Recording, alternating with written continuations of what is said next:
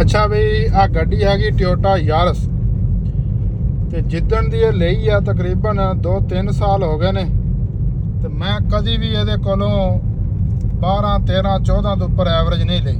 ਹੱਦ ਮੋਟਰਵੇ ਤੇ 15-16 ਤੇ ਅੱਜ ਮੈਂ ਅੰਦਾਜ਼ਾ ਕੀਤਾ ਵੀ ਇਹਦੇ ਵਿੱਚ ਅੱਜ ਡਰਾਈਵਿੰਗ ਮੈਂ ਕੀਤੀ ਹੈ ਤਕਰੀਬਨ 80 ਤੇ। ਮੈਂ ਜਨਾਬ ਇਹ ਦੇਖੋ ਇਹਦੇ ਕਰੂਜ਼ ਲੱਗਾ ਹੈ, ਕਰੂਜ਼ ਸੈੱਟ ਕਰਕੇ ਮੈਂ 80 ਤੇ ਇਹਨੂੰ ਚਲਾਇਆ ਹੈ। ਤਕਰੀਬਨ ਇਹ ਅੱਜ ਚੱਲੀ ਹੈ, ਤੁਹਾਨੂੰ ਮੈਂ ਚੈੱਕ ਕਰਾ ਦਿੰਦਾ।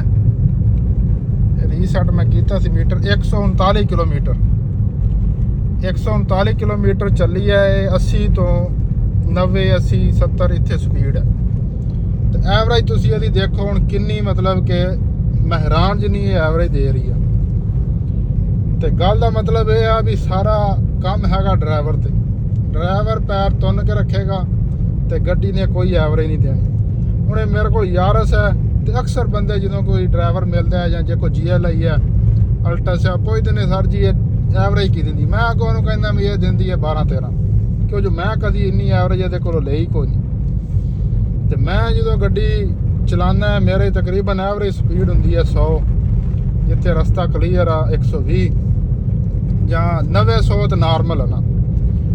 ਤੇ ਹੁਣ ਅੱਜ ਤੁਹਾਡੇ ਸਾਹਮਣੇ ਆ, ਚੈੱਕ ਕਰ ਲਓ ਉਹੀ ਗੱਡੀ ਜਨਾਬੇ ਵਾਲੀ ਐਵਰੇਜ ਦਿੰਦੀ ਪਈ ਆ ਤਕਰੀਬਨ 18 ਤੇ ਜਾ ਲੱਗੀ ਹੈ।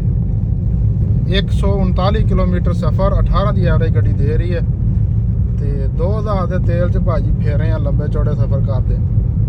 ਤੇ ਇਹ ਹੁੰਦਾ ਸਾਰਾ ਡਰਾਈਵਰ ਤੇ ਮਨੁੱਖ। ਗੱਡੀ ਜਿੰਨੇ ਪਿਆਰ ਨਾਲ ਚਲਾਓ ਉਹਨਾਂ ਘੱਟ ਖਰਚਾ ਹੈ, ਬਲਕਿ ਸੇਫਟੀ ਹੈ ਤੁਹਾਡੀ ਵੀ। ਅੱਲਾ ਹਾਫਿਜ਼।